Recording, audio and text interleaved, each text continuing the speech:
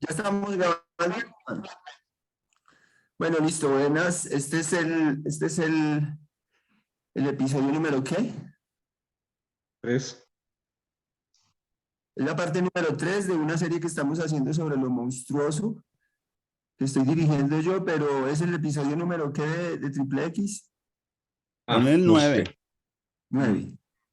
Ah, ok. Bueno, pues se supone que hoy es la tercera parte y el cierre y el final, pero pues de algo que hemos venido hablando sobre lo monstruoso de un modo pues muy personal. No ha sido necesariamente pues una profundización desde el punto de vista teórico o filosófico, sino que más bien ha sido una búsqueda en la experiencia personal y como una especie como de pregunta, guía respecto a algo pues que pues da miedo, obviamente, pues que cuando hablamos de lo monstruoso, de lo terrible, de todas esas cosas, como que el sentimiento básico que surge frente a eso es como el miedo. Pareciera que, entonces, esa ha sido como muy interesante esa exploración del miedo un poco hasta hoy, para, pues, como en términos de una de las grandes conclusiones, pues, de esta reflexión que he venido haciendo es que, eh, pues no hay que, o sea, no, y es de lo que voy a hablar hoy, es que hay gente que no tiene miedo, hay gente que no tiene miedo, hay gente sin miedo, o sea, hay gente muy valiente. De eso voy a hablar un poco hoy, y hay gente como uno, como yo, que somos personas que sí tenemos miedo, que sí nos da miedo muchas cosas y que tenemos como unos límites respecto a eso, a lo monstruoso, al misterio, esa clase de cosas. En cambio, hay personas, yo he conocido, y voy a hablar un poquito hoy de una que conocí, y que nos ha venido como reuniendo. Entonces voy a poner unas imágenes, a ver, voy a compartir aquí una presentación que tengo. Este sí. ¿Listos? Este se ve como así, ya. Bueno, como de pronto Andrés, pues Andrés sabe y Fernando de pronto también, yo he venido haciendo una serie que se llama Manizales de los Noventas. También tengo otra que se llama Arte sin Proyecto. Todas estas pues han rondado más o menos en principio pues como de hablar con amigos de esa época. O sea que todas estas personas que ustedes ven ahí están más o menos rondando los 50 años, por encima o por debajo. Porque todos tuvimos alrededor de los 20 años en los 90 y nos conocimos en la ciudad, alrededor de las universidades y alrededor pues, de toda la escena cultural. La ciudad en ese tiempo era como una ciudad muy recorrible y hay un recuerdo pues como que no había límites prácticamente para nosotros. En los 90 nosotros habitábamos las Manizales por todos lados, desde los barrios más bajos, desde las ollas, hasta los barrios más, hasta la zona rosa y la zona rural y todo, por todos lados nos movíamos de una manera como sin miedo. Hubo una época que tal vez corresponda también a veces a esto de la juventud, eh, de tener como cierta capacidad de riesgo, aunque siempre dentro de los jóvenes no vamos a decir que todo por ser valiente, ¿no? O sea, los jóvenes también estamos llenos de miedos y yo quiero hablar de mí también como un poco como eso, como una persona, pues creo yo que es normal en los hombres cuando somos jóvenes, como tratar de que el miedo no se nos note, ¿no? O sea, como que el miedo, ocultar nuestro miedo, porque pues debemos mostrarnos como fuertes, debemos mostrarnos como valientes. Entonces, es normal en los hombres esconder el miedo. Además, sentir envidia, sentir celos, admiración, rechazo, mucha atracción por aquellas personas que por alguna razón, que pues no creo que es mi intención en este momento, pues como mirar qué, por qué, pero pues no, son más valientes, parece que no tuvieran miedo. Bueno, eso, bueno, ¿qué tiene que ver con esto de Manizales de los 90? Bueno, aparte de pues, que es una época en la que parecía pues que no teníamos mucho miedos, eh, hablando y hablando ahí con las personas, poco a poco van apareciendo como unos personajes. Este en particular, ahí hay un montaje que es, pues, coloqué ahí como la imagen de celular que tengo de Martín, que es un amigo que vive todavía en Manizales, que es un amigo también como de todas estas aventuras y artísticas, culturales, de recorridos por la ciudad, por la calle, bueno, etcétera. Y este que está ahí de perfil es Juan Carlos Navarrete. Juan Carlos Navarrete es un amigo también de esa época. Él ya murió. Él lastimosamente murió en el 2009, eh, supuestamente como de un mal procedimiento que se le hizo en un hospital alrededor de una infección de la garganta, una amigdalitis que tenía como muy avanzada y parece que en el procedimiento le envenenaron la sangre y le dio una septicemia y se murió. Entonces, este es como hablando con muchas personas. De hecho, ¿qué ha pasado en Manizales de los 90? Es que empecé a hacer una serie como de él, solo de él, entrevistando a algunos amigos que vivieron con él y ratificando como con muchos testimonios, pues la veracidad de este personaje, ¿cierto? O sea, cómo era con los demás también en otros momentos donde uno no estaba. Yo lo conocí, tengo mi experiencia en relación a él, pero pues la de otros también hace como que podamos construir lo que llamamos un esclarecimiento de la verdad cultural, ¿no? De lo que se habla un poco aquí también. Entonces yo conecto esto.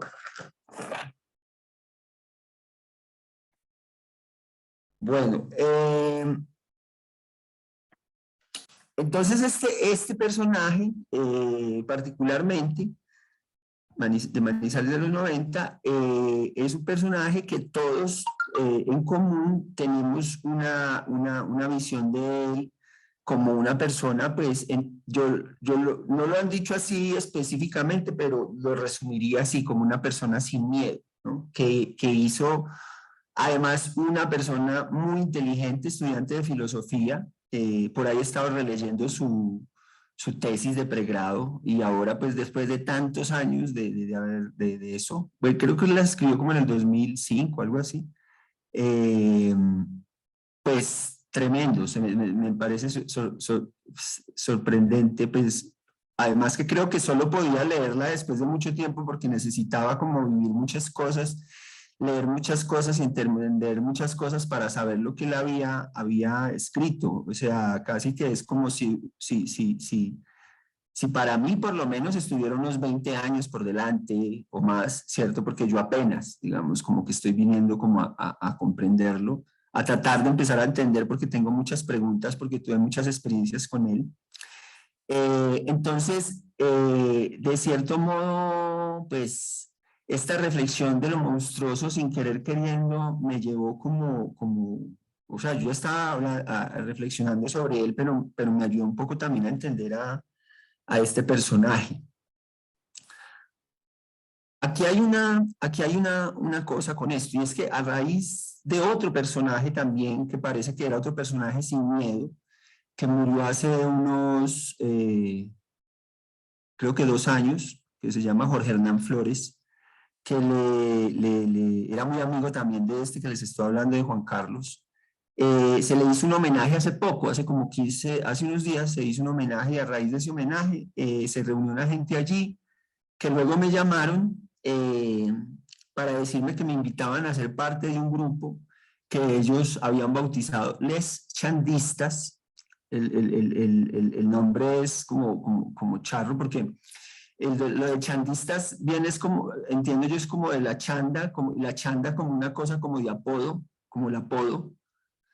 Y el les es por lo de la apertura pues a esto de los artículos de género. Yo al principio pensé que era como una frase francesa, pero realmente ellos tienen una obsesión mucho por estos poetas malditos parisinos, ¿cierto? Y todas esas aventuras de la escritura y del París y de las calles y de la ciudad y de vivir, bueno, y Cortázar también y todas esas cosas. Y bueno, resulta que ya a partir de empezar a conversar con ellos, entonces resulta que vuelvo y veo que todos son hombres, ¿no? Que es una cosa que yo le he dicho a Andrés también aquí en Triple X en algunas cosas. Y se ve que particular que todos sean hombres. Y entonces yo les dije, hombre, ¿por qué no lo dejamos así? ¿Por qué no lo dejamos? Bueno, porque el grupo tiene un objetivo, y es que todos ahí ya son como poetas, escritores, sobre todo de las letras, aunque también le hacen a otras cosas, al cine, al teatro, pero sobre todo es un grupo de escritores y, y quieren como en principio recuperar la obra de Juan Carlos, que está perdida porque la familia de él no tiene como conciencia del valor de esa obra. Incluso parece que, bueno, o sea, parece que hay incluso una especie como de, no sé, o sea, sí, no hay como una conciencia del valor que pueda tener la obra que hizo Juan Carlos. Algunas cosas dejó por ahí, como no publicó nada en vida, pues entonces, pues yo tengo la tesis, y hay algunas cositas, poquitas que publicó por ahí, algunas revistas de poesía y esas cosas. Entonces la idea es en principio eso, y detrás de eso también promocionar la obra de un grupo de personas que se podrían llamar les chandistas, en el sentido de que hacen parte como de unos amigos, hay de una red de amigos de los 90 allá en Manizales, que nos conocimos con Juan Carlos. Yo les planteé entonces la idea que hiciéramos un grupo de hombres que les encantó la idea, les pareció revolucionaria, incluso hasta les asustó, a algunos les asustó y les dijo, uy, no, hermano, pero eso no lo pueden saber, eso tiene que ser secreto. Y donde lo sepan las feministas o los feministas, todos los dichos que nos acaban, desde alguien ahí. Pero bueno, hemos tratado de reírnos de esto más bien, de tomárnoslo con humor, y pues siendo humoristas, pues entonces yo y también como que monté la película de hacer una iglesia secreta de hombres, les dije yo. O sea, no secreta en el sentido de que nadie sepa que existe, sino secreta en el sentido de que tiene como tiene un espacio de secreto, tiene un ámbito del secreto, y es solo de hombres. Entonces, esos son les chandistas, y Juan Carlos Navarrete, un personaje sin miedo que me da como pie para hablar también de lo monstruoso, inspira de algún modo y pues nos lleva y nos conecta como en esta idea rara. Bueno, entonces yo les he propuesto a los chandistas unas reglas o como unos mandamientos, les he propuesto 12 a partir de la idea esta también de Hansi, del nuevo libro que sacó de las 12 mejores reglas, y que está basado en las 12 reglas también para vivir de Jordan Peterson. Entonces yo les he planteado a ellos esta, no sé si yo me salgo de aquí. Ustedes están viendo la presentación o están viendo toda mi pantalla, no sé. La presentación.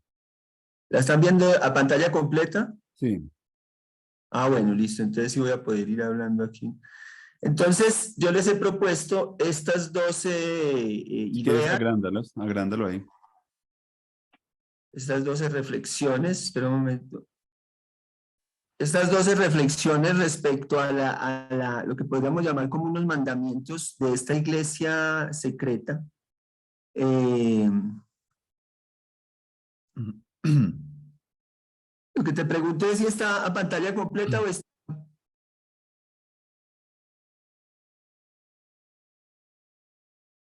Bueno, esta sería la primera.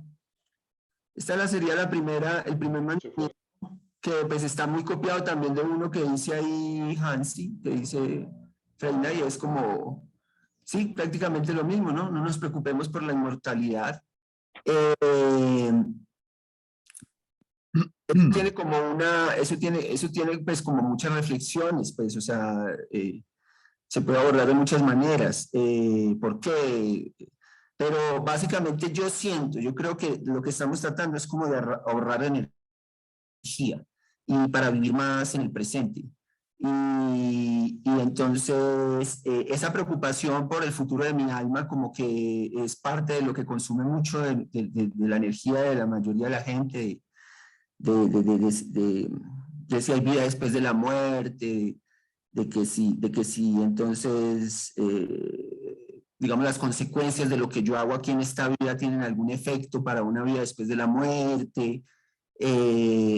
Entonces, no preocuparnos por la inmortalidad es como concentrarnos más bien por las consecuencias que mis acciones tienen aquí mismo en la vida y no preocuparme tanto por si ellas tienen algo, si luego cuando yo muera entonces me van a castigar por algo, o que lo que yo hago aquí es con el objetivo de algo que tiene que ver después de que yo muera, como para mí, ¿cierto? Después de que yo muera, de pronto para los que quedan vivos, sí es bueno pensarlo y eso hace parte también de las reflexiones que hay aquí, pero pensar que estoy haciendo algo para mí después de muerto es como algo que yo siento que consume mucha energía y que si un creativo está interesado en buscar energía para liberar, podría ser esa. Ahora, el asunto es este, y es una cosa que hablábamos la vez pasada, y es que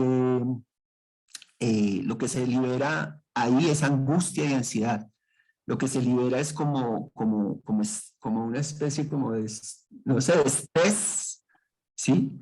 Que habría que saber precisamente canalizar o que habría que saber precisamente cómo darle forma, que es lo que se haría, digamos, en las prácticas de creativas, ¿cierto?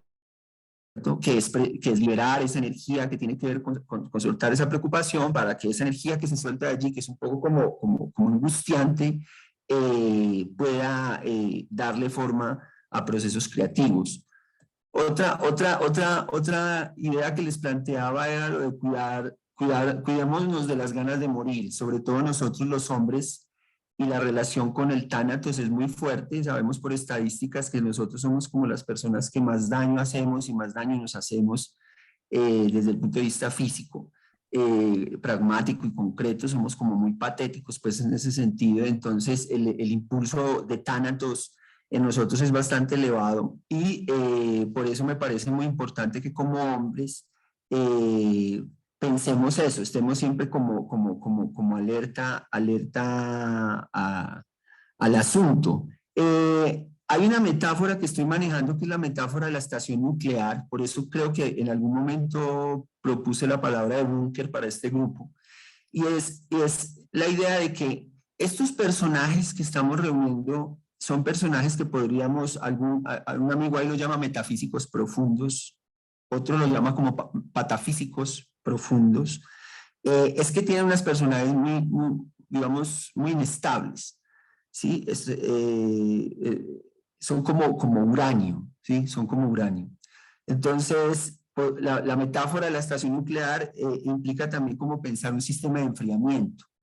Y ese sistema de enfriamiento es una cosa que yo estoy como mirando y proponiendo, que creo que el sistema de enfriamiento es precisamente esto, lo virtual. O sea, que estos sistemas digitales y estos sistemas de comunicación por videollamadas o hologramas en el futuro nos permiten enfriar, ¿cierto? Y tratar de conectar con mentes y con personalidades que de otro modo serían muy complicado conectarlas. Cuando estos sistemas sean mucho más dinámicos, seguro que vamos a poder conectarnos con otras personas que en este momento no se conectan porque les interesa estar más como moviéndose por el terreno que sentados pues frente a un computador, pero entonces sí es posible que a través de lo virtual conectemos esa variedad de formas de ser, de formas de habitar como la existencia. Otro que les planteo es que seamos artistas a esa iglesia secreta de hombres. Entendiendo que ya somos artistas, o sea, ya la mayoría de los que estamos ahí somos creativos y precisamente la idea es hacernos conscientes del uranio que somos, o sea, ser más conscientes de la inestabilidad que tiene el hecho de ser creativos. Máxime cuando siendo colombianos se nos reconoce en el mundo como lo que llamaríamos aquí como papeletas. O sea, que a nosotros nos reconocen en el exterior como personas que nos calentamos muy fácil, sobre todo a los hombres. Estamos hablando al nivel más básico, ¿no? No como el nivel pues del profesor amigo que se fue a trabajar a Europa, no, estamos hablando de las personas como más corrientes, los hombres como más corrientes los hombres tienen fama en el exterior de ser papeletas, de ser mechacortas, le dicen también, o sea, de ser muy reactivos, ¿sí? Entonces, en este orden de ideas, también es muy esencial que no nos den miedo como ser artistas digitales. O sea, que ya veamos estas acciones, estas actuaciones, estas performancias aquí en la pantalla, como que las veamos ya como unos actos creativos, como los que se dan cuando un grupo de gente se encuentra en un espacio teatral físico, digamos. Entonces, ese es importante. Miren cómo está cruzando fuertemente la idea de lo digital y la idea de lo virtual, todo esto, pero también cómo se busca una idea de que eso virtual en últimas también sea existencial. Otra propuesta es que vivamos porque sí, esa idea de que para qué nacimos, por qué nacimos, cuál es el sentido último de la vida, como es otra cosa donde gastamos mucha energía, o sea, donde se van muchas preocupaciones, se va como muchas reflexiones y nos vuelven rígidos, nos vuelven generalmente demasiado como hierárquicos, como muy fijos, muy estáticos, porque estamos más preocupados por saber o creer en cuál es el sentido último de la vida que en simplemente pensar que sí, que es como un poco como el juego, ¿no? Que el juego es esa idea de que es ese movimiento que no tiene no tiene un fin más allá de sí mismo, y la vida puede ser precisamente eso también. Ahí podríamos ahorrar una gran cantidad de energía también.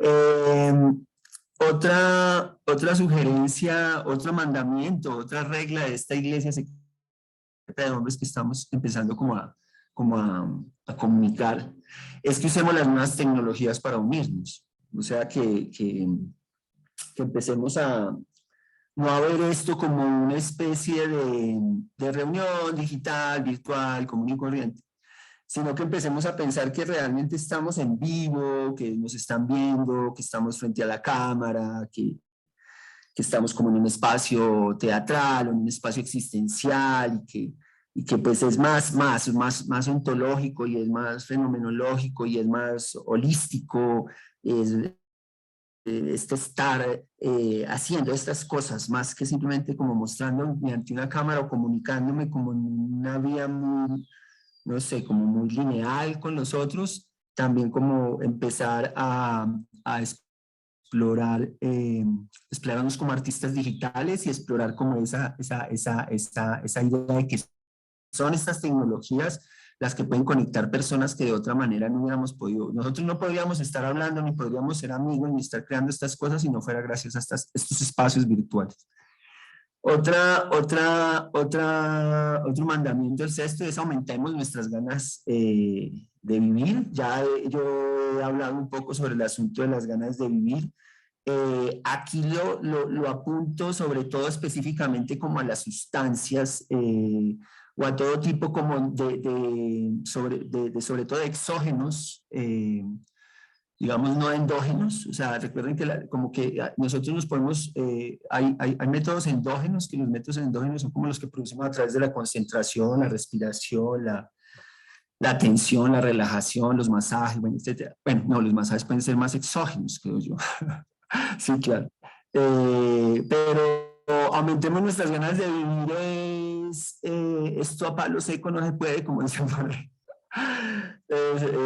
Toca meterle cositas, toca meterle, y cada quien le mete de acuerdo, eso y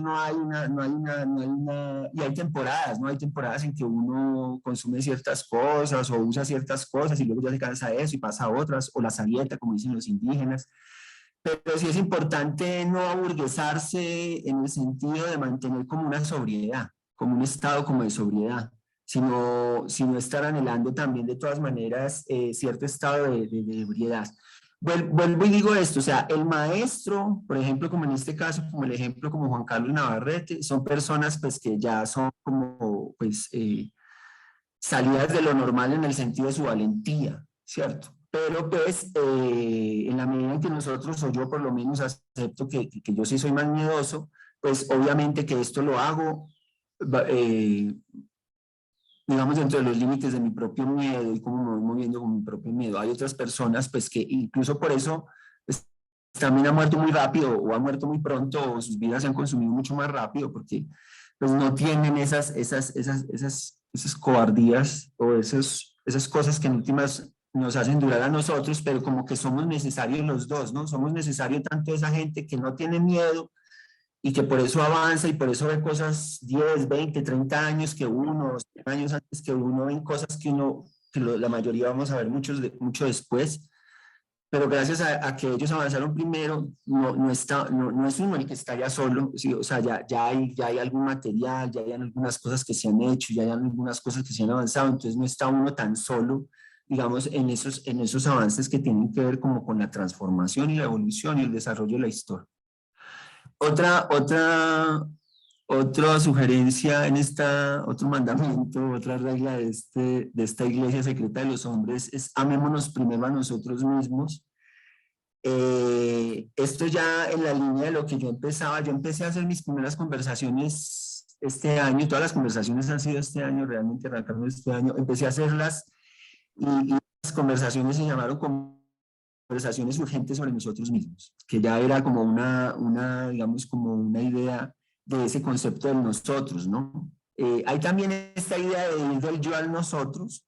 Bueno, esa es otra forma de representar estos éxodos o estos movimientos que se están planteando y que por eso lo monstruoso, por este tipo de personajes sin miedo y estas iglesias secretas de hombres que son medio monstruosas, y que de hecho esos santos son monstruos. Son monstruos, ¿por qué? Porque son seres sin miedo, ¿cierto? Uno lo único que puede hacer es ir ahí como detrásito, ¿cierto?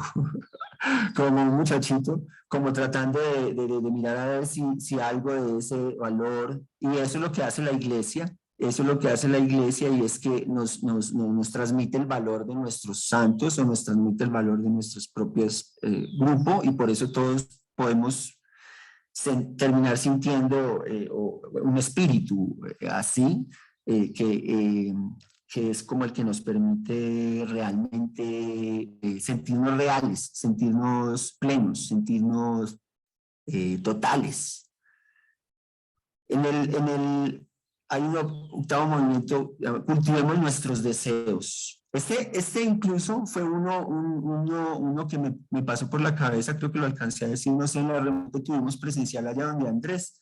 Al final de todo, cuando ya nos estábamos despidiendo, yo como que sacaba un poco la conclusión de que lo que había era cultivar nuestros deseos y esto, dicho desde una visión tántrica para los hombres, por ejemplo, en concreto, es dejar de pensar tanto en el acto en sí, por ejemplo, el sexo, y empezar a pensar más en el acto de cultivar el deseo. Digamos como que el fundamento básico del Tantra es que si hay deseo, si hay mucho deseo, todo lo demás fluye bien, todo lo demás pasa con esa intensidad y con esa creatividad y con esa, como no sé, con esa conexión o ese valor que todos esperamos, por ejemplo, en un encuentro sexual o creativo, es como poder como, no sé, como estar, sí, o sea, lo más lindo, lo más bonito sea que la persona lo desea uno mucho y que uno la desea tanto a ella y ambos se desean tanto que como que es suficiente, ¿no?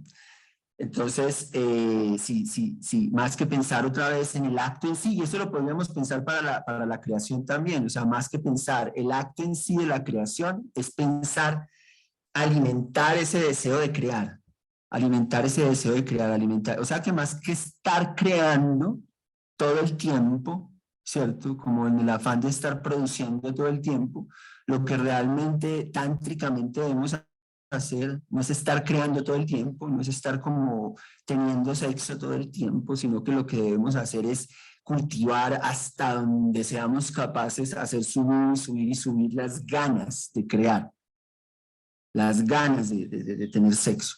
Y no simplemente crear y crear y crear y tener sexo, sino como aguantarse, aguantarse, aguantarse un poco, cultivar los deseos. El noveno mandamiento de esta iglesia secreta de hombres, les chandistas, es hagamos del placer compartido nuestra religión. Ahí hay una razón de ser, y es que no, pues como que para qué encontrarnos si no es para pasar bueno, y para qué encontrarnos si no es para estar bien. Entonces, pues también es una cosa que está en constante construcción, work in progress, o sea, es como, digamos, estamos inventando nuevas formas de placer compartido, o sea, que es una exploración, digamos, también de cómo vamos encontrando nuevas formas de compartir ese placer, y que compartir ese placer juntos es para lo que nos juntamos, para el religar, que eso es precisamente como la religión. El 10º mandamiento es un poco como duro, yo lo llamo como un matoneo pedagógico.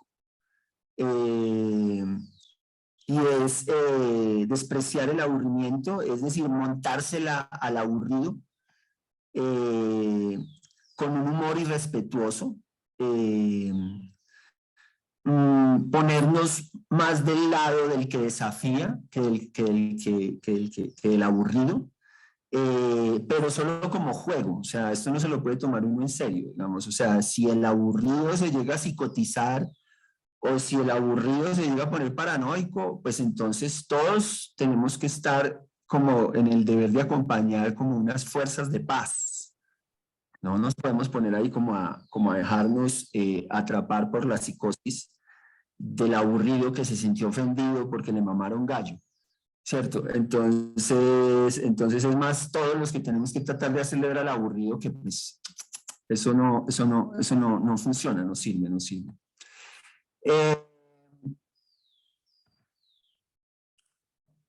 Esto me parece muy bonito, es de los que más me gusta.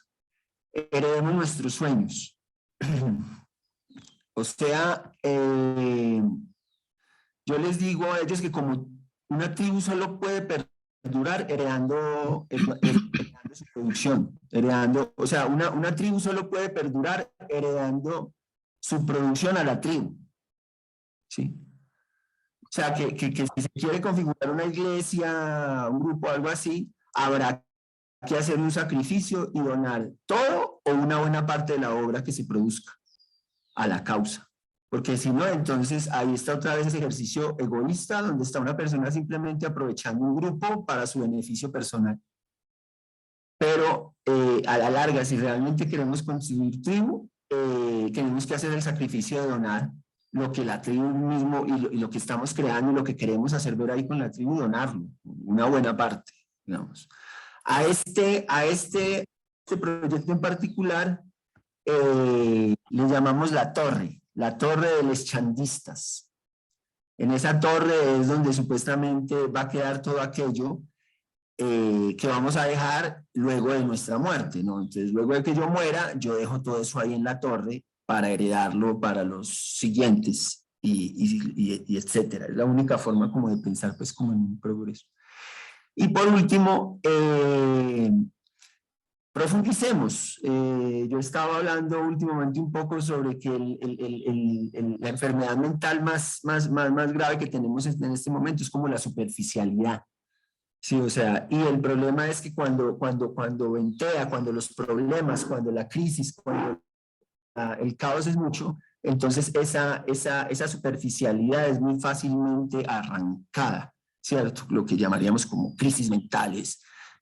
Bueno, Entonces, la profundización es lo que nos ayuda a enraizar y es lo que nos ayuda como a tener raíces. Eso también tiene que ver con radicalizar, o sea que sí hay cierta necesidad de cierta radicalización, porque eso es afín a un enraizamiento y a una profundización, ¿cierto? Pero pues la idea es que no sea una cosa dogmática, sino que sea una cosa conversada, y una conversación pues debe ser permanente, porque la conversación nunca debe parar. Si, cuando la conversación para, nos volvemos menos inteligentes. Aquí está una imagen un poco como entre kiss, ridícula.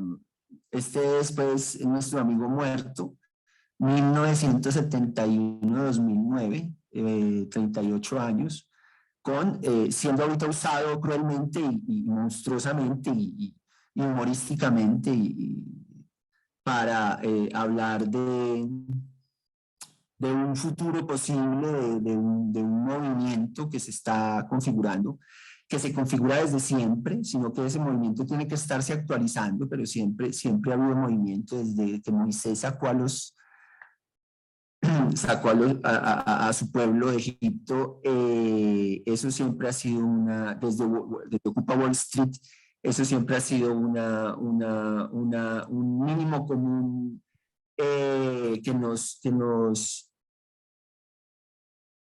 ¿esto qué es? Un mínimo común que nos une, y bueno, siempre estamos como en movimiento, sino que aquí planteamos unas nuevas premisas para movernos. Finalmente dejo esta reflexión como la conversación masculina como juego virtual no sexual de hombres para el cultivo del deseo. Una especie como de otra forma de hablar pues de un ejercicio tántrico, que pues no sé cómo será, eso es como para inventárselo. Y bueno, entonces este sería como mi presentación. Ahí los dejo para que ustedes comenten lo que se les ocurra. Gracias.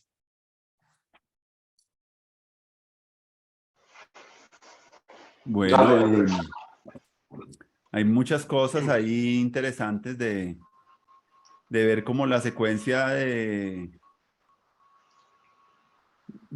una manera de ver lo monstruoso como para el sacrificio y para el chivo expiatorio, que es como para la transferencia, digámoslo, del deseo como de uno como hacia el exterior.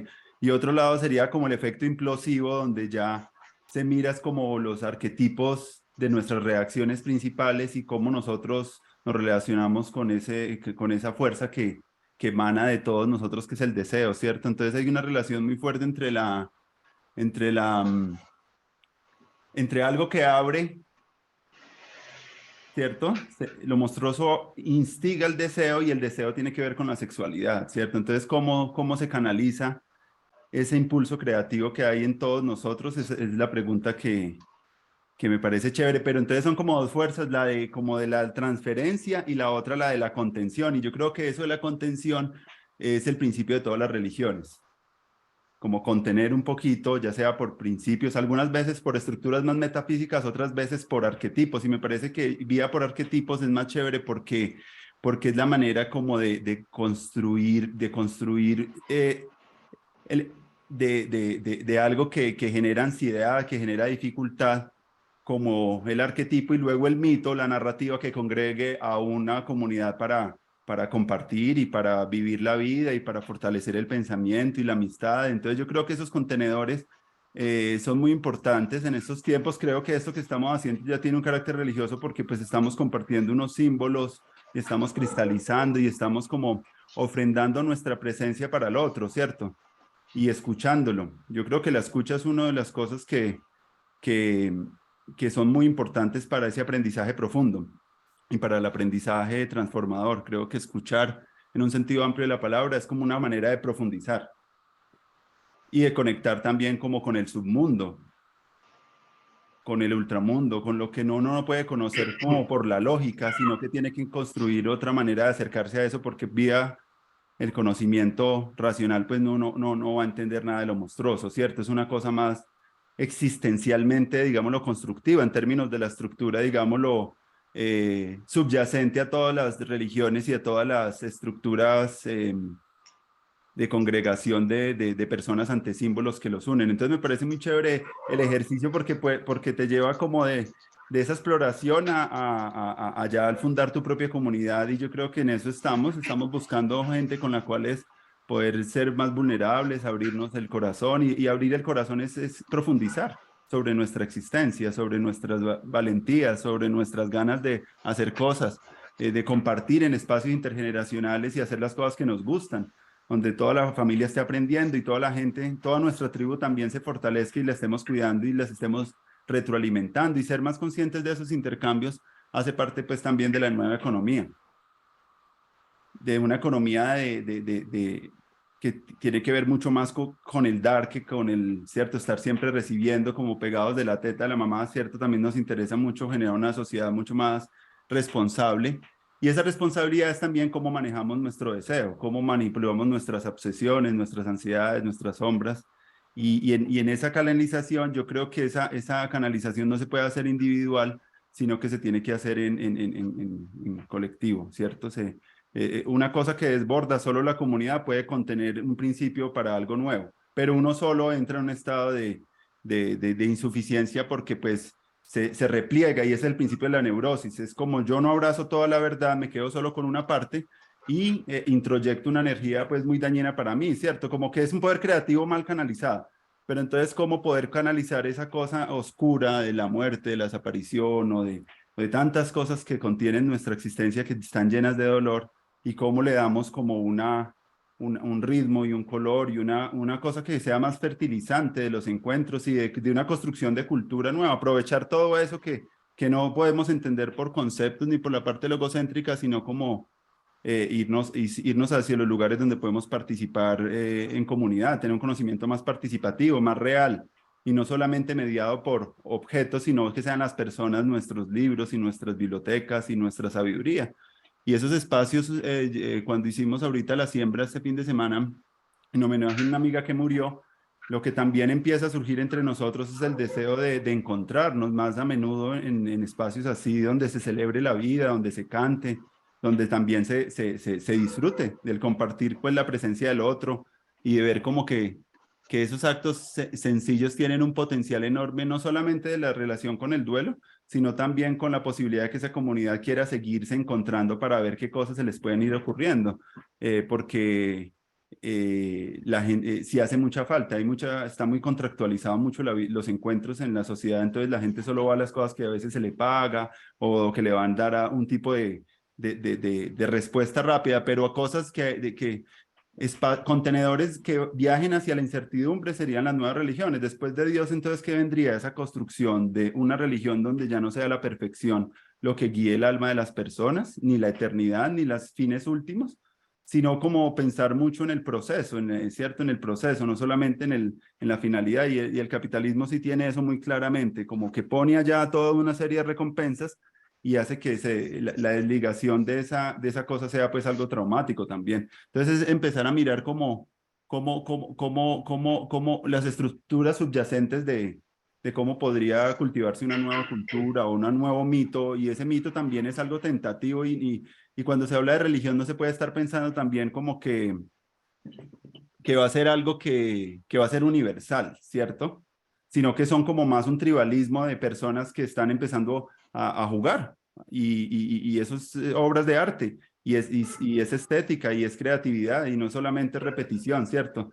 Y es un poco de vértigo, y el vértigo es muy chévere, me parece a mí en estos proyectos, porque como que no solamente esos encuentros de esos contenedores pueden ser solamente formales, ni proposicionales, ni solamente técnicos, sino que tienen que ir a profundizar más en la vida misma y en lo que puede hacer que instigar ese deseo. ¿Qué nos instiga a nosotros esas ganas de aprender? Yo creo que preguntándonos también por los hábitos que nosotros estamos haciendo el aprendizaje, podríamos ser muy hábiles también a cómo nos podemos organizar más como tribu. Ver un poco los arquetipos de los patrones de las personas, cómo aprenden. Y yo creo que es muy importante, y ver eso es ver ya personas y mentes en movimientos, personas que están, pero si alguien dejó de aprender y de tener esos hábitos, eso también lleva mucho al estancamiento. Entonces yo creo que esa tribalidad nos debe llevar a, como a que entre todos empezamos a profundizar en lo que es sagrado para nosotros, y que eso sagrado también puede ser pues una ofrenda para el otro, o un regalo, o una cosa que lo puede también inspirar. Entonces me parece bello la ofrenda de lo que hagamos como legado, ¿cierto? Para las personas también que vienen, y dejar sembrados unos valores que quizás de pronto no sean como tan, que se estén hablando mucho, pero en esa profundización yo creo que puede venir la conciencia de la riqueza de esas cosas que se están convirtiendo para nosotros como en el espacio de lo sagrado. Y ese espacio de lo sagrado es un espacio para cuidar, ¿cierto? Para no dejarlo nunca, siempre es como un fueguito ahí que está ahí siempre, que hay que estarlo cuidando. Eh, y ese fueguito se cuida también con lo que cada grupo de personas tiene como la singularidad de cada grupo. Entonces, resalto como esas cosas. Y cierto también que, digámoslo, una de las cosas también para trabajar el inconsciente es la parte de la conversación. Yo creo que está muy relacionado, porque antes se pensaba que se hacía como, yo creo que ahí en la conversación ahí hay como algo interesante, y lo digital pues puede permitir también en algunos momentos, por lo menos para mí, por lo menos en estos días he tenido como muchas claridades también respecto a cómo una situación difícil también se puede ser canalizada como hacia otros lugares, y no dejar solamente que uno quede en una obsesión como de derrota, sino como cómo convertir eso en un nuevo heroísmo. Me estaba preguntando un poquito como, por eso pensaba como en esta cuestión de lo monstruoso como un ritual de iniciación. Es como un rito de iniciación a algo, ¿no? Como empieza a caminar algo nuevo, o es una nueva identidad la que está surgiendo, o puede ver uno como una semilla de algo que quiere estar naciendo, y como que estar en un espacio, digámoslo, de esa contención del duelo también es ver también las propias muertes de uno y lo que se está enterrando, y los procesos de algo que también está buscando su propia autotrascendencia. Entonces yo creo que siempre en eso el aprendizaje profundo es muy interesante también tener esa lógica de cómo convertir estas energías como, y bueno, me dejo por ahí como para decir algunas cositas frente al deseo, y frente a cómo podemos canalizar mejor eso, como si fuéramos nosotros como que si ese mito se tendría que enraizar en el territorio también. No se puede quedar solamente en símbolo, ni en desencarnar como el cuerpo, sino que siempre tiene que haber esa tensión entre lo que Henry Corbán llamaba lo imaginal y lo cierto, como que haya un vínculo ahí interesante entre los procesos, y no como desencarnarse de uno del otro, sino que esté siempre en tensión, y buscando siempre el movimiento y la contradicción, que es lo que también lleva a la movilización del pensamiento y de la pregunta y de la imaginación, porque en buena parte la crisis de la civilización es una crisis imaginativa. Ah. Bueno, pues gracias, Andrés. Gracias, James. Eh, deliberar un poquito sobre varios puntos que nos suelta James hoy sería interesante. Uno es el de la polaridad cobardía-valentía, que liga James un poco al tema de lo monstruoso. Yo me perdí el programa pasado, de la semana pasada, seguramente ahí James hizo más énfasis en la relación que hay entre lo monstruoso y la cobardía. De modo que tendré que repasar ese programa. Lo primero que se me vino a la mente fue lo que en psicoterapia se llama eneagrama, que es una tipología de la personalidad, en la que se diferencian 9 formas básicas de configurar una constelación de mecanismos de defensa. Los mecanismos de defensa son los que nos permiten adaptarnos al mundo cuando nacemos en él, e incluso desde antes de nacer en él ya estamos configurando mecanismos de defensa, sobre todo, por supuesto, en el momento del trauma de nacimiento, que es el más monstruoso de todos, y después durante la infancia, el proceso de adaptación a la familia y el proceso de adaptación a la vecindad y el proceso de adaptación al colegio, pues son procesos en los cuales el tierno ser que somos tiene que adaptarse al duro mundo en el que nos han lanzado a vivir desde que emitimos nuestro primer llanto. Y probablemente al nacer emitimos nuestro primer llanto y al morir el último. Uno de esos 9 mecanismos de defensa es el espíritu arrojado. Son 9, básicamente, 9 formas de estructurarse alrededor de un eje, nuestros mecanismos de defensa. En cierto modo, esas 9 ejes son constelaciones de emociones, de costumbres, de hábitos mentales y emocionales que giran alrededor de un sol, y hay 9 soles, podríamos verlo de esa forma, o 9 lunas mejor, porque son un poco oscuras, más que claras esos 9 centros de gravedad. Uno de ellos gira mucho alrededor de la cobardía, que es el 6, y otro gira mucho alrededor de la valentía, que es el 8. Al 8, a cada una de esas 9 configuraciones se les da o una cualidad o un defecto, porque tienen luz y sombra. El enneagrama empresarial es mucho más enfatizado, digamos, en las cualidades positivas de la gente, entonces mencionan la cualidad. Y en psicoterapia integrativa enfaticé, pues, como yo me formé, más bien mirábamos la sombra, trabajábamos desde la sombra de la constelación. Y aquí vamos al 8, que es el del PIRRI, de los mecanismos de defensa, el arrojado, el que se lanza en paracaídas, el que corre riesgos, el que quiere, el que tiene esa sensación de que no puede vivir si no está siempre a punto de morir, y de que no puede estar vivo si no puede estar todo el tiempo sintiendo que ya casi va a estar muerto. Se le llama, al 8 se le llama lujuria, pero no lujuria en el sentido sexual. En el sentido sexual incluso podría ser más lujurioso el 7. Yo soy 7, yo soy muy de 7. El 8 es lujuria en el sentido de o la adrenalina o nada. Quería preguntarle ahorita a James que nos cuente un poquito más, tal vez al concreto, cuál fue la historia de este chico alrededor del cual están recuperando su obra.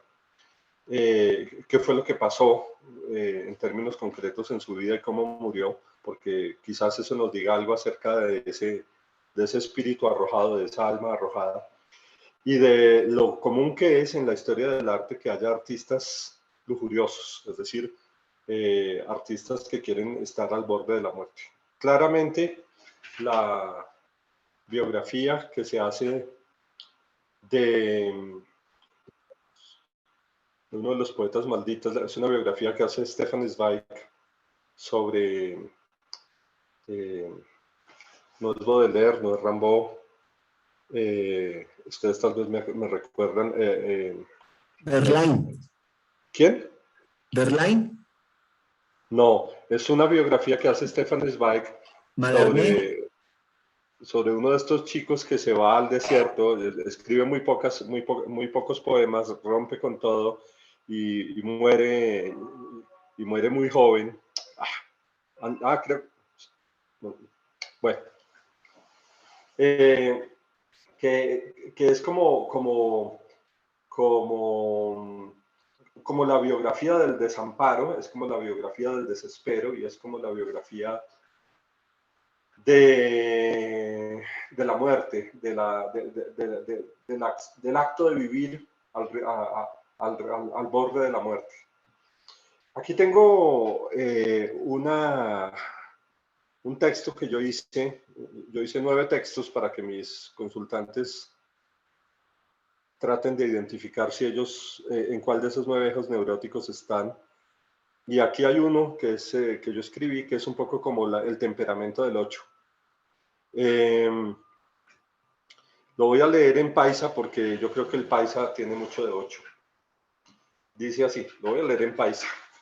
Los colombianos me entienden por qué lo leo en ese tono.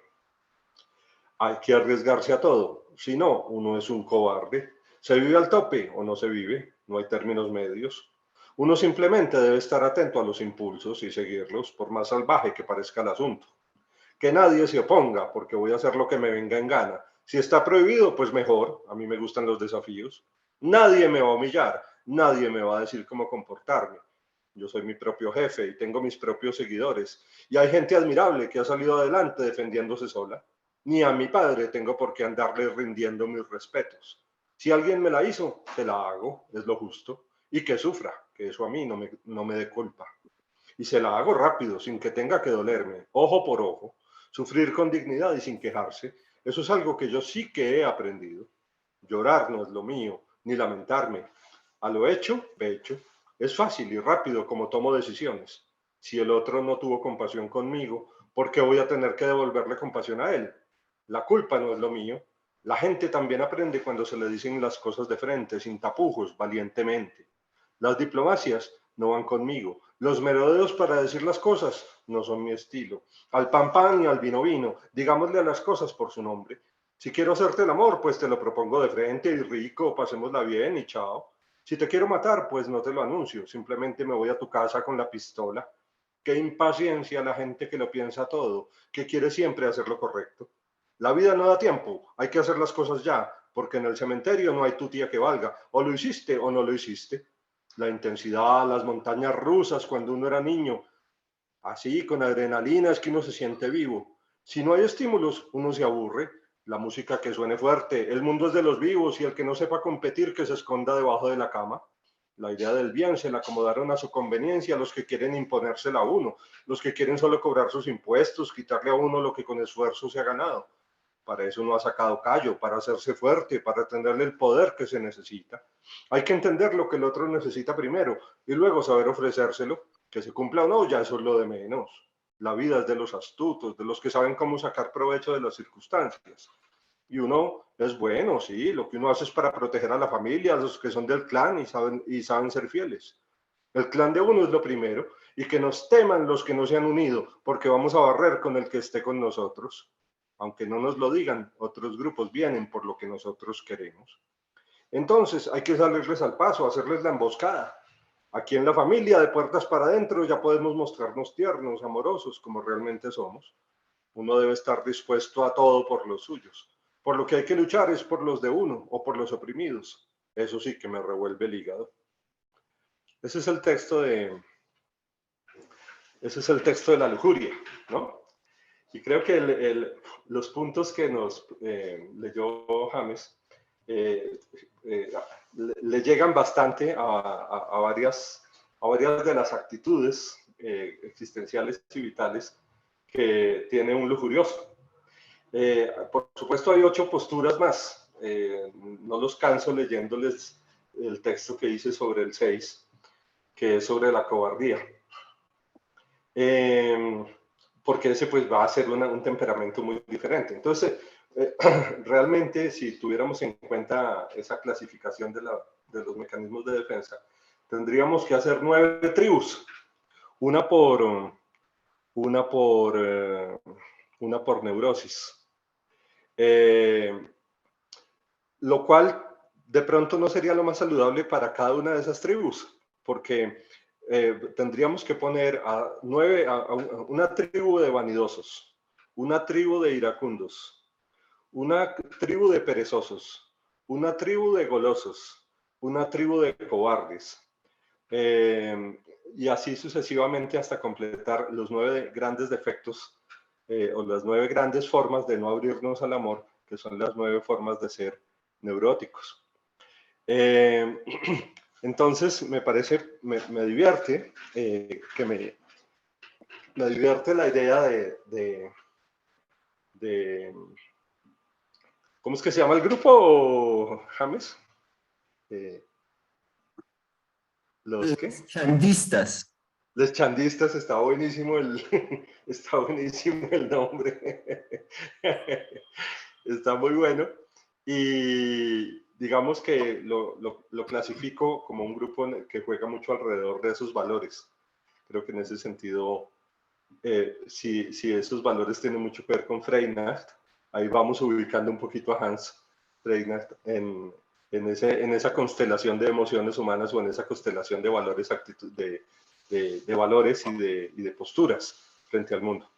Ahora, el arte tiene, si el arte es el mecanismo que utiliza el ser humano para Pero intentar yo te hago una liberarse. pregunta.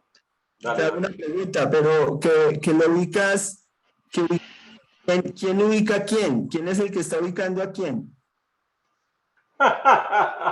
Está muy buena la pregunta.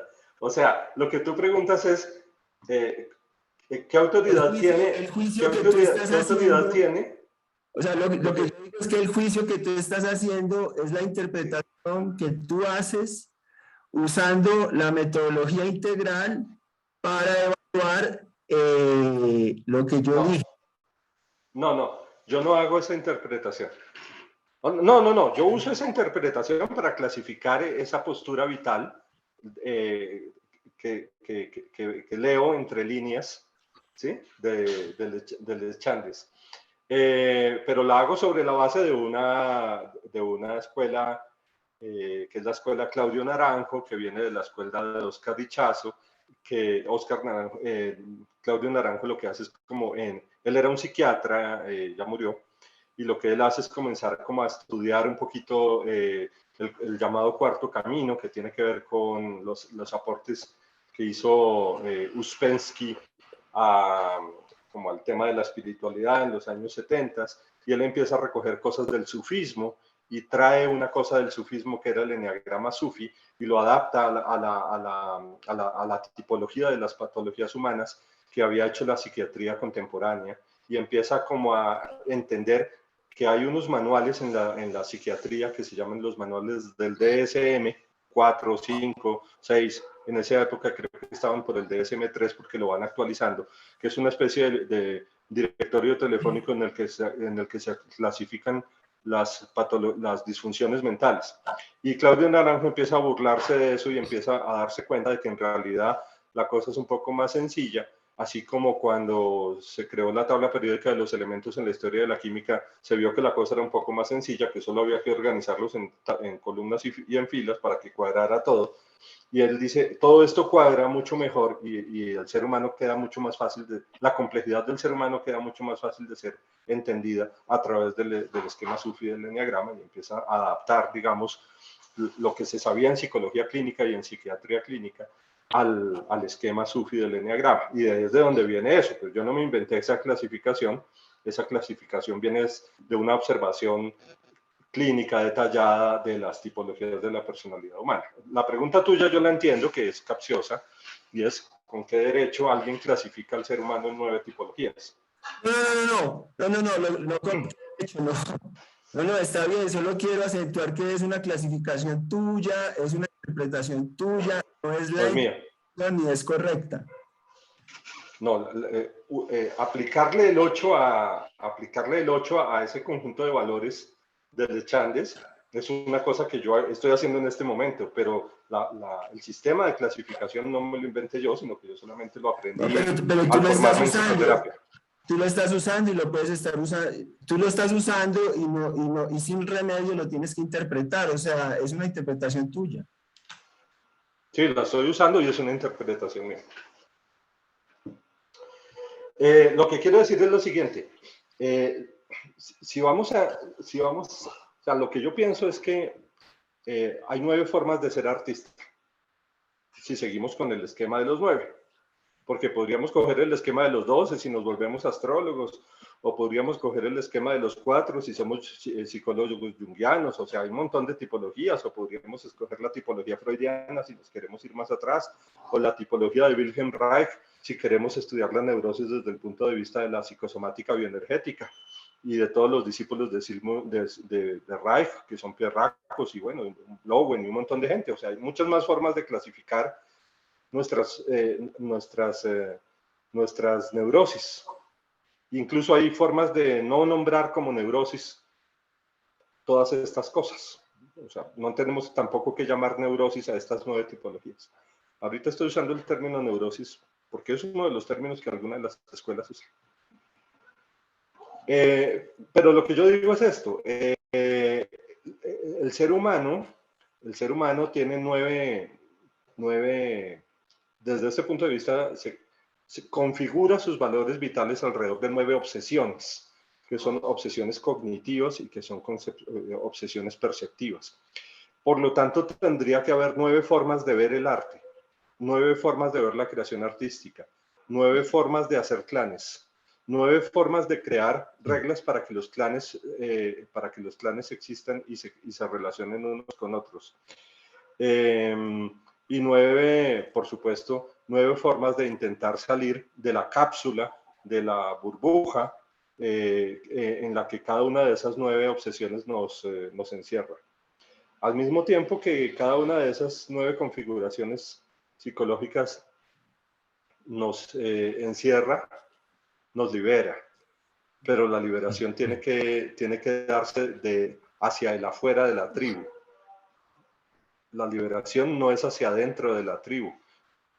Los cobardes unidos no vencerán, y los lujuriosos unidos no vencerán, y los golosos unidos no vencerán, y los vanidosos unidos no vencerán, y los iracundos unidos no vencerán, porque lo que harán será reforzar su visión de mundo.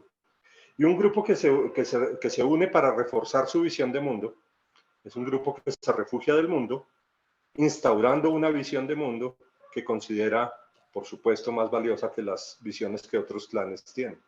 Ahí es donde creo que hay que pensar cosas. Ahí es donde creo que hay que pensar cosas.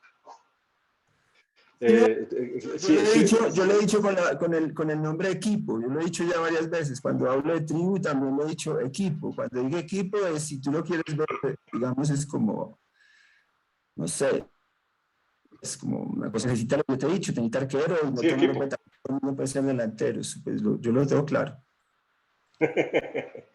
No, o sea, yo por ejemplo pienso que uno debe, yo por ejemplo soy un goloso, entonces como goloso que soy, yo puedo estar un año en cada grupo de los 9 y de cada grupo aprender, y puedo perfectamente entrar a formar parte de un grupo de lujuriosos. Porque, por ejemplo, por ejemplo, para mi tipología es maravilloso aprender a correr riesgos. Mi tipología, que es la de los golosos, es bastante cómoda. Yo vivo muy dentro del confort de la vida cotidiana y dentro del confort de la pequeña burbujita afectiva. Y un 8 le enseña eso a un 7. Por ejemplo, un James, si James fuera un 8 y yo cometiera el error de clasificarte, que no debo cometer ese error, pues yo entendería que la buena influencia de James es que me enseña a ser 8 a mí que soy 7. Y si yo fuera 6, si yo fuera un cobarde, pues meterme con un 8 me parece muy bueno, porque el 8 me saca de mi cobardía. Pero también para el 8 es muy bueno meterse con el 6, porque el 6 le enseña al valiente que su valentía es falsa. O sea, las 9 formas de estructurarnos psicológicamente son todas falsas. Pero a mí, O sea, porque me da la sensación, esa gozadera del perezoso es falsa. Esa pereza del perezoso es falsa. Esa vanidad del vanidoso es falsa. Pero yo sé, Todas estas 9 configuraciones son falsas y necesitan equilibrio. No, porque a mí no me preocupa, yo te entiendo la teoría general de Wilber y más o menos comprendo que tú hablas mucho desde ahí, pero yo te hablo desde otro lado y el asunto es que a mí me da la sensación, dime tú si, pues, no sé, que, o sea, a ver, como que estás tratando de evaluar el hecho de que alguien sea valiente. Tú tienes que justificar que el valiente en alguna forma es cobarde. Pareciera que tu argumento depende que tú puedas justificar que el valiente es cobarde, si no, no quedas tranquilo, me parece. Es que ninguna de las 9 obsesiones neuróticas es real. No, o sea, si, digamos, si es real, o sea, eso es otra diferencia. Para mí sí es real, sí es existencial. Es decir, si alguien es capaz de actuar así en la vida, ¿sí?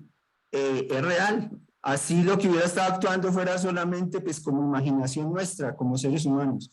Pero, y por eso viene también pues, los arquetipos, lo que decía, y el destino, y el inconsciente, porque mucho de que haya un arquetipo también es... Había una pregunta muy interesante que hacía un psicoanalista, ¿qué es aquello que se repite constantemente en tu vida? Algo que es como que no tratas y tratas y tratas de superarlo, que creo que pues tendría que ver un poco con el arquetipo o la tipología, ¿no? Como que es algo que uno está tratando y tratando de superarlo y no lo logra y no lo logra y no lo logra superar. ¿Por qué no le pedimos a Andrés que nos haga una intermediación en este contrapunto que Bueno, tenemos? A ver sí, si nos da luces de lo que estás notando sí, en el digámoslo, contrapunto entre James y yo. es bueno como cuando se está haciendo algo nuevo, digámoslo, en la construcción de un grupo de trabajo, un grupo de personas con las cuales uno cooperar, porque yo creo que como que si queremos sobrevivir como especie, sí nos toca que cooperar un poquito más entre nosotros y hacer que las vidas tengan un mayor sentido y que se instale la confianza, ¿cierto? La camaradería para poder que la gente pueda hacer cosas más geniales entre ellas y puedan descubrir un espacio de potencialidad, ¿cierto? Y crear esos contenedores hacia esas potencialidades, pues se puede hablar como que eso lo hace la religión, pero eso también lo hace la educación y eso lo hacen muchas instituciones, el arte también. Pero pues también nos estamos preguntando por los mecanismos internos de cómo estamos lidiando nosotros con esas energías que tiene cada emoción, incluso las más monstruosas como la envidia, la vergüenza, la culpa, como las que tienen una mayor cantidad de energía como para ser aprovechada. Entonces yo creo que la pregunta siempre es como que no sea solamente mirar las cosas, interpretaciones de lo monstruoso desde un lado, desde el logos, porque no se va a poder entender eso así, porque eso va a tener su propia estética, tiene su propia estética. Porque si se intenta solo pensarlo como se pensaba como en los primeros psicoanalistas alrededor de la interpretación de los sueños, no se puede, eso no es lo interesante interpretar los sueños ni es para que te digan acerca de tu futuro, no, son como unas señales que tienen que tener sus propios instrumentos de conocimiento.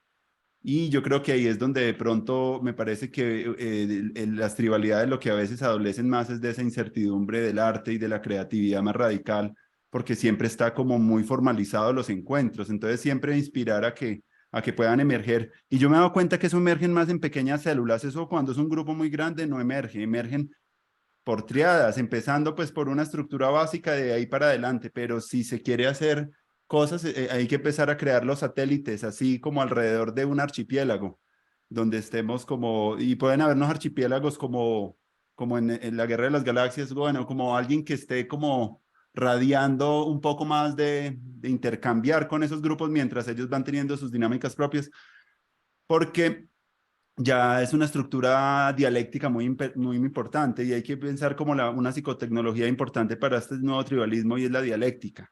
Y esa dialéctica se tiene que generar, mirar cómo se hacen espacios para que esa dialecta, esa tensión entre las polaridades, se le puede sacar un provecho y una oportunidad pues más amplia. Entonces yo creo que eso a nivel educativo sí hay que pensarlo y también empezar otra vez a pensar la tutoría personalizada como uno con quien habla para aprender, ¿cierto? ¿Con quién me reúno yo para aprender o para profundizar cosas que yo no puedo digerir?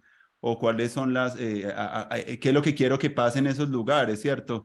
Que tiene que estar muy abierta. Cuando llegábamos allá el fin de semana me preguntaba una amiga que tiene pues una estructura más formal y bueno, el paso a paso de la actividad y yo le decía que no me gustaría que fuera como otra vez meternos en las lógicas del tiempo formal, sino como dejemos que el acontecimiento y el proceso cree las cosas nuevas, ¿cierto? Entonces, creer más en el proceso es un poco anteponer a que no le íbamos a poner un horario, unas estructuras, sino que íbamos a crear como unos estados de flujo y que los niños saben muy bien hacer. A veces ellos crean reglas en los juegos que construyen inmediatamente a partir de una bola, pero esas reglas no estaban antes.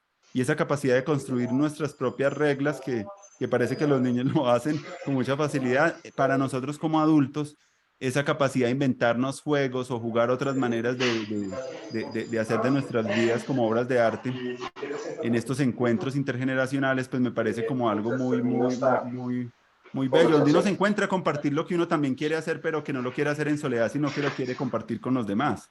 Y donde cada quien va a poner también su singularidad, porque no es solamente, hay que evitar un poco todas las cosas que en el pasado dificultaron mucho la construcción de grupos y por qué los hombres son los que menos tienen amigos que las mujeres. Y eso es lo que también Ajá. Betty Friedman en La Fuente de la Vejez decía, que eso también puede ser un cofactor de la propia vida más longeva de las mujeres que los hombres. No tenemos todavía círculos, entonces no me parece descabellado y creo que muchas feministas lo celebrarían, que empezaran los hombres a hacer su trabajo, así como ellas lo tienen que hacer con ciertas Correcto. cosas, que los hombres encuentren también las maneras de lidiar un poco con una de las cosas que más les cuesta a los hombres, que es la vergüenza sexual.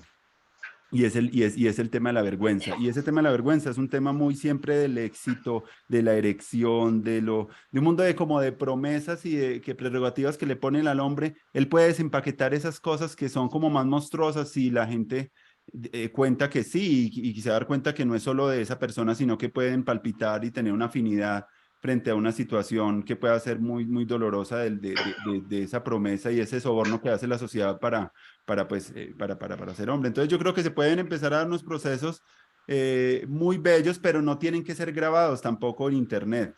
Esos Claro. procesos donde se desempaquete un poco como las cosas más íntimas de las personas, porque estamos en un momento donde lo íntimo y la vulnerabilidad también está usado para otra vez lo del chivo expiatorio y el linchamiento y todo lo que tiene que ver con una transferencia más tribal y de cacería y de violación, por poner la metáfora de James Hillman, cuando se está preguntando por el tema de la violación en el libro de Pan y Pesadilla, que explora un poco lo monstruoso con el Dios del todo, ¿cierto? Y hace unas relaciones entre ir al Hades y que es como toda la mitología también es una psicología también. Lo que uno leyéndolo a él, uno siente que, porque es importante construir mitos, porque esa es la manera que la psicología se puede también empezar a desenvolver y a catalizar de una manera más ágil en eso. El mito lo que hace es como que esa sí que entre más en movimiento, porque si está sola, esa sí que va a quedar en cadenas de repetición y no va a tener la posibilidad del movimiento. Entonces, por eso también nos encontramos, para dar a nuestras vidas más movimiento,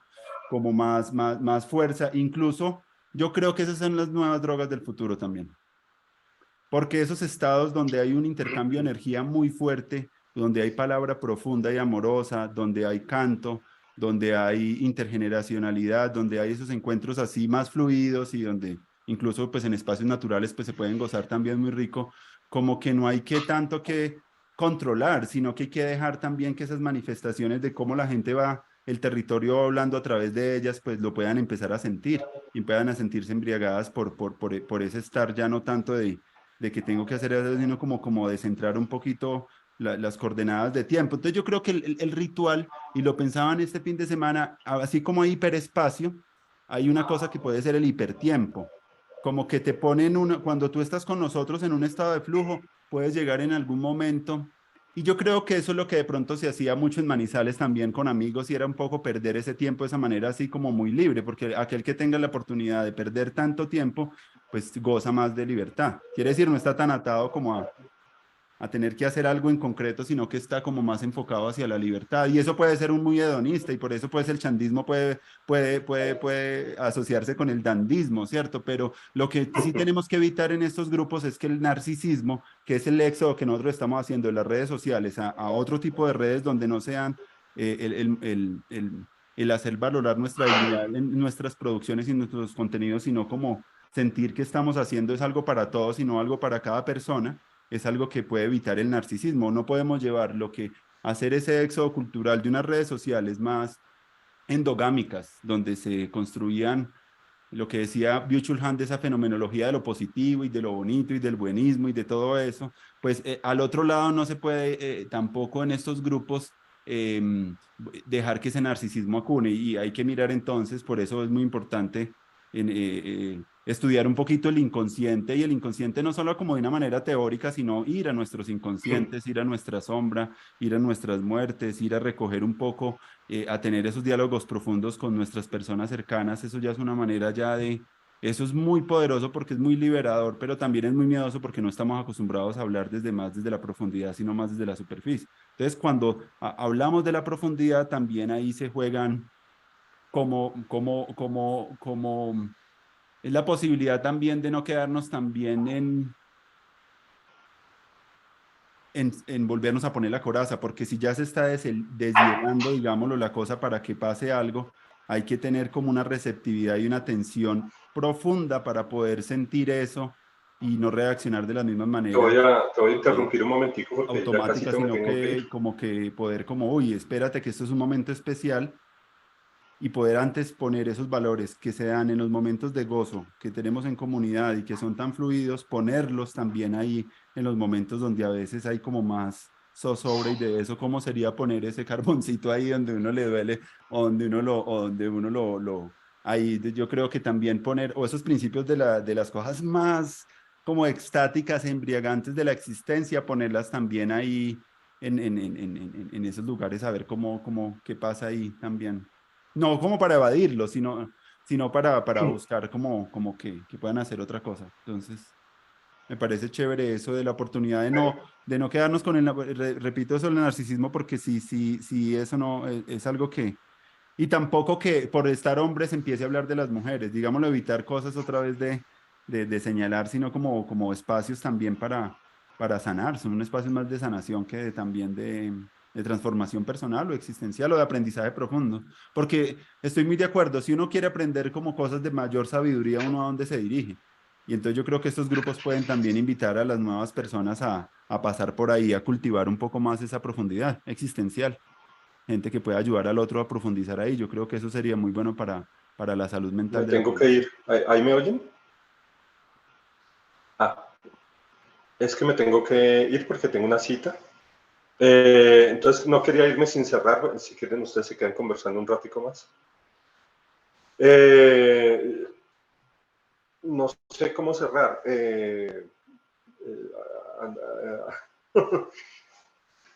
Es decir, me gusta, por ejemplo, se me ocurre que sería interesante ver cómo serían los principios de las 9 tribus. Si los principios correspondieran a una tipología de enneagrama, hoy se me metió por pensar en eso. Y por pensar en enneagrama, no sé por qué, yo no había planeado pensar en eso en esta reunión. Pero si nos pusiéramos a hacer eso y las reglas que propone James fueran útiles para los 8 en enneagrama, faltaría hacer las reglas para las otras 8 tribus. Y saldrían reglas para la convivencia de 9 tipos de tribus de acuerdo con las tipologías. Lo interesante de las tipologías no es que clasifiquen al ser humano, ni están hechas para clasificar a las personas, lo cual es sumamente detestable. Las tipologías no están hechas para clasificar a la gente. Las tipologías están hechas no para poner etiquetas sobre las personas, ni sobre los grupos. Las tipologías están hechas para entender que existen puntos de vista diferentes. Es decir, gracias a las tipologías podemos entender un mundo desde una forma perspectivista y podemos entender nuestro mundo desde un punto de vista plural. Y gracias a ellas podemos comprender que no podemos comprender el mundo como otros lo comprenden el mundo. Lo que es la base del entendimiento democrático y lo que es la base de, ojalá, en un futuro una sociedad integral o unas comunidades integrales o un mundo tribalmente integralizado o integralmente tribalizado. Entonces, cuando digo que hay un conjunto de valores constelados alrededor de los principios que James defendió hoy o propuso hoy, lo que estoy diciendo es que podemos jugar a estar en un grupo que mire así las cosas siempre y cuando no olvidemos que hay otras 8 formas de agregar principios para hacer tribu. Bueno, pero como tengo que irme, entonces quiero terminar ahí. Me gustaría algún día inventarme, algún día que tenga tiempo, los principios de un grupo de vanidosos, de un grupo de golosos, de un grupo de cobardes, de un grupo de perezosos, de un grupo de envidiosos, porque sería muy interesante para que viéramos que desde cada grupo es posible mirar el mundo así y pensar el arte así, y pensar la creación así, y pensar la reunión de hombres como algo exclusivo o no, o pensar la reunión de hombres como algo que tuviera estas y no otras características, para darnos cuenta de cómo estamos jugando a tener una perspectiva desde la cual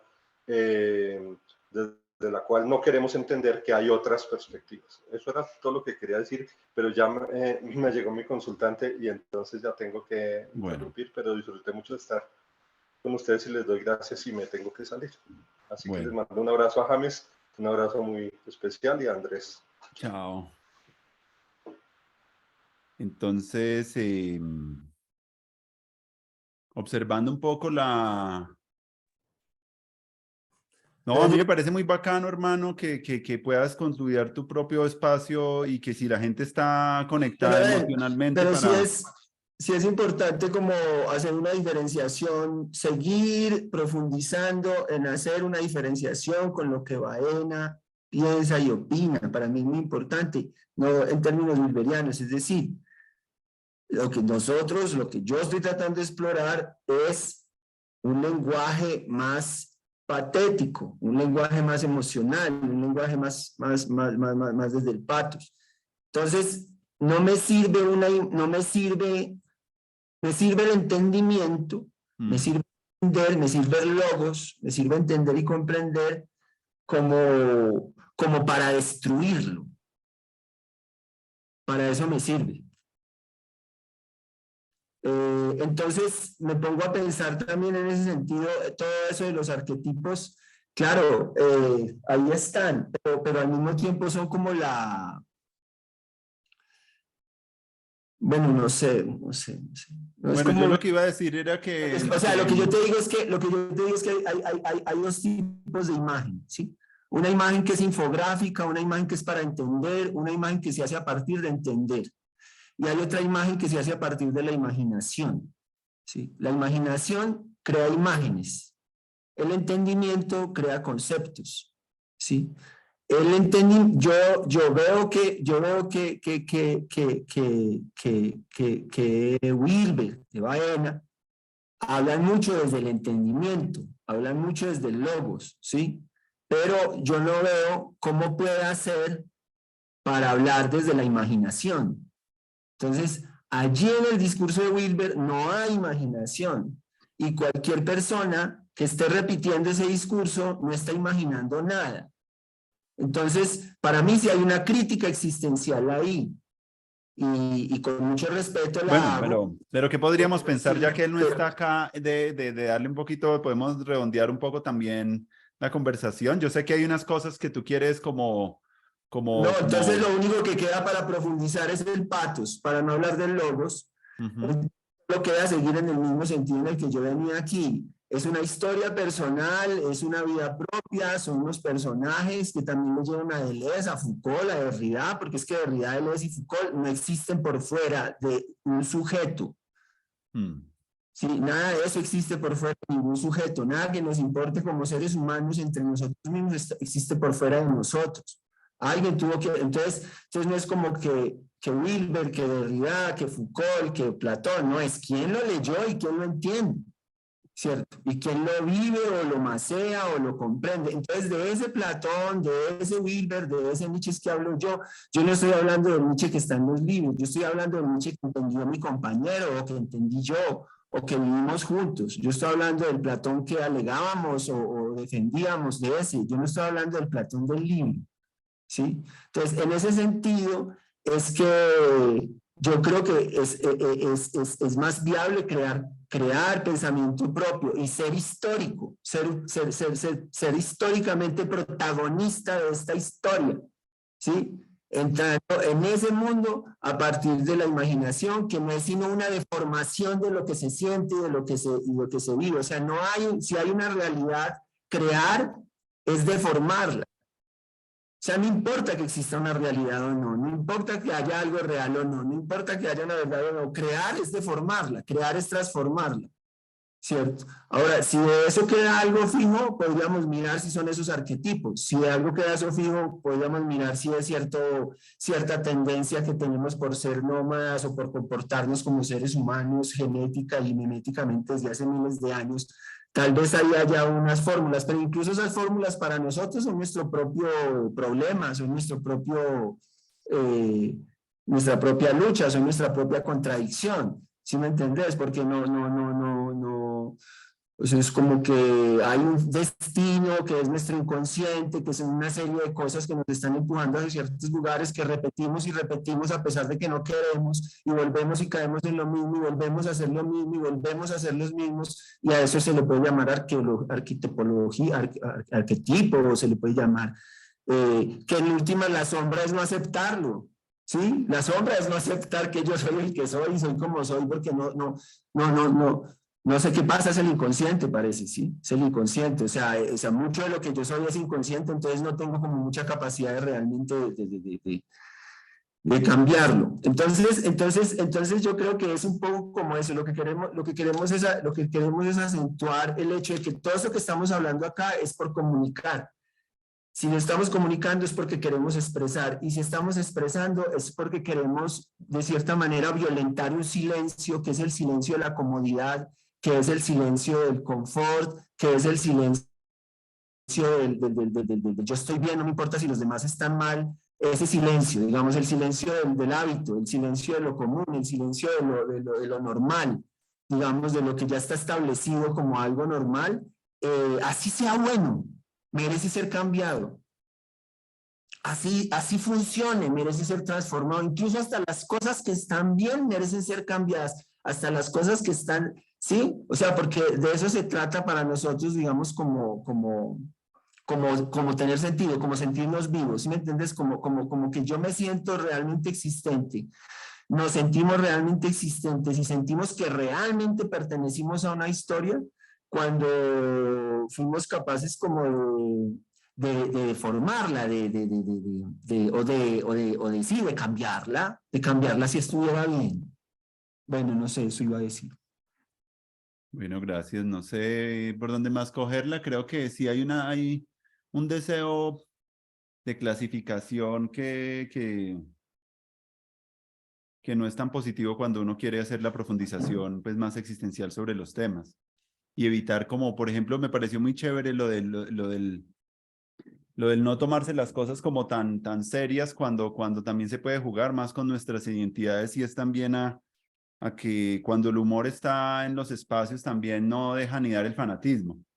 Entonces hay que tener un poco como que tres antídotos para que ese fanatismo tribal no anide. Uno es mantener el humor, la ambigüedad y la ambivalencia o la contradicción, ¿cierto? Siempre tener como porque eso también motiva y agiliza y cataliza el pensamiento y a la creatividad y el poder de agencia. Eso está muy ligado también con la voluntad de poder, curiosamente.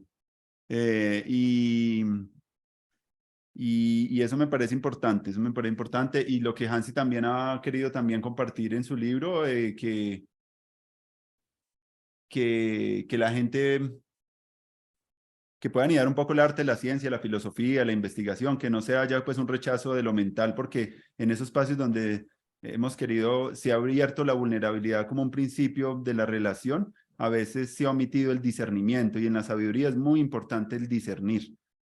Y el tener como una capacidad de confrontación saludable, ¿cierto? Humorística, una confrontación poética, muchos tipos de confrontación que no sean solamente las racionales, porque ahí ya sabemos dónde quedan, en el ocaso de las academias, donde está la gente todavía muy confundida en llegar como a consensos y hay como mucho la recompensa capital y de formación para el trabajo y para que la gente se adapte a lo que hay, pero no va a transformarlo. Entonces, como que si no le estamos poniendo esos principios es porque ahí estamos fallando en nuestro mito. No es para que culpemos la falta de una buena educación al Estado. No podríamos buscar muchos chivos expiatorios de mirar que eso no está funcionando por muchas razones, pero el impulso más es como cómo de nosotros puede surgir esa nueva educación, cómo puede surgir esas nuevas comunidades autoorganizadas en lo que cada comunidad tendrá sus propias particularidades y los une una cierta afinidad, una cierta amistad, una cierta experiencia compartida, unas ganas también de uno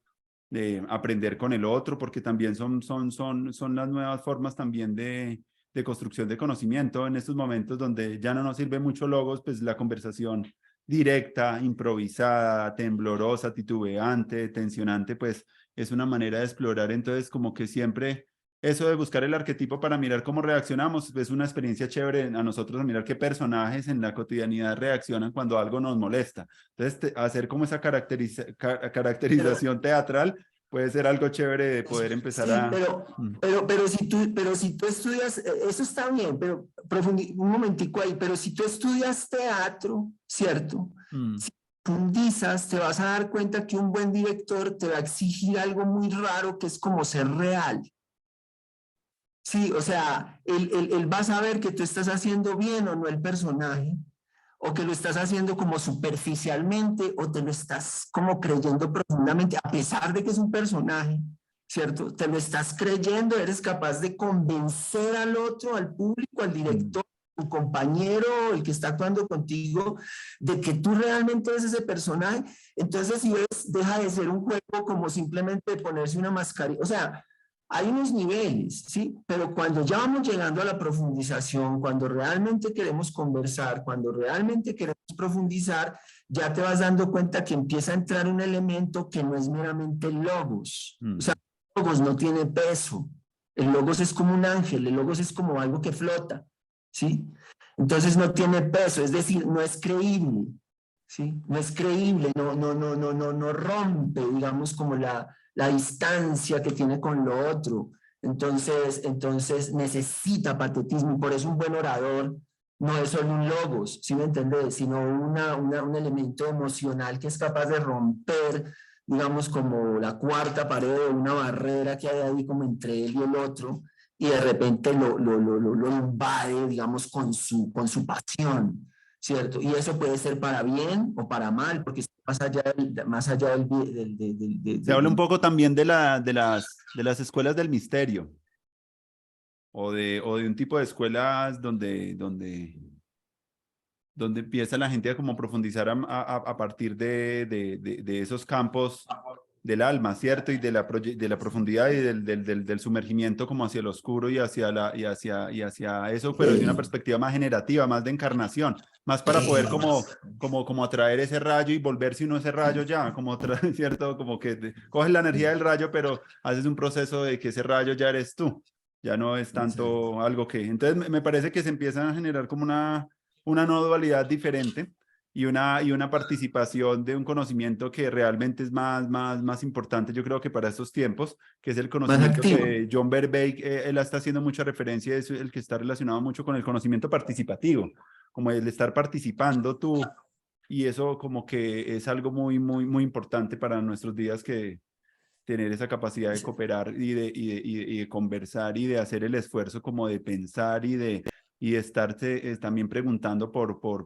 cosas que puedan alimentar también a que la sociedad pueda encontrar pues mayor sabiduría frente a temas, porque ya hay gente que puede hacerlo a través de lo tecnológico, pero ¿cuál sería entonces nuestra labor para...? O sea, lo que necesitamos, sí, lo que necesitamos saber es cómo darle peso a la existencia, es decir, ser no es suficiente. Suficiente, ser es como muy liviano, la insoportable levedad del ser, o sea, ser es muy liviano, ser es como angustiante, ¿sí? Solo ser es muy débil, muy frágil. Entonces, como que hay que ponerle un peso a eso, hay que ponerle un peso. Y ese peso es como lo que realmente tenemos que empezar a comprender mejor. O sea, no es que uno quiera morirse, no es que uno quiera ser dominante, no es que uno quiera como ser un loco, Jimi Hendrix o Andrés Caicedo, no es eso.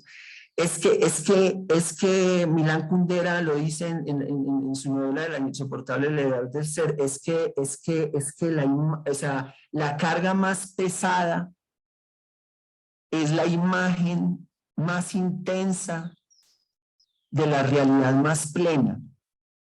Sí, es decir, ahí es donde está esa idea de lo superficial y la burguesía, como que nada les duele, nada les afecta, entonces es un ser súper débil que no soporta ninguna crítica, no soporta ninguna profundización, porque es demasiado tenue, endeble, es muy frágil, ¿cierto? No tiene peso. Entonces, por ejemplo, la cruz, en el sentido de Jesucristo, cargar tu cruz, que es tu vida, que es tu destino, que es tu arquetipo, ¿cierto? Cargar tu cruz, eso le da peso a tu existencia. Y lo que tú haces, como que tiene carne, le dicen algunos, como que tiene vísceras, como que tiene realidad, como que se siente real, no se siente mentira, no se siente una simple apariencia, no se siente ficticio. O sea que no toda imagen es fruto de esa reflexión, o sea, no toda imagen es fruto del peso de la existencia, no toda imagen es lo suficientemente intensa. Hay imágenes que son la mayoría, imágenes que no tienen ningún peso, que son totalmente superfluas, y esas son como la mayoría de imágenes, pero no dan como existencia, es decir, no dan, son como, o sea, no dan valor, no dan como tenacidad, ¿sí? No están enraizadas, sino que son muy endebles. Entonces, yo creo que eso es lo que hay que empezar como a tratar de mirar, y es cómo le damos peso a nuestra existencia, como a nuestro personaje, ¿sí me entiendes? Como si el director de una obra de teatro me estuviera diciendo a mí, a James, dice, James, a ver, pues que se te crea, o sea, que se te sienta que eres tú, se te sienta que estás hablando, se te sienta que ese es el personaje. No, todavía no lo logras. A ver, ¿qué vas a hacer para realmente? Eso es, creo yo, que como una parte muy importante en la que debemos empezar a trabajar ahora, en términos de ese camino como de lo activo, o sea, de pasar también como de hacer un éxodo de lo contemplativo a lo activo, digamos. Entonces, no porque lo contemplativo esté mal, sino porque no es el objetivo, ¿sí? No es el objetivo como diluirnos en una contemplación de la nada o de la vastedad o de lo sublime, sino que es más bien como una ganas de participar en la creación de la historia.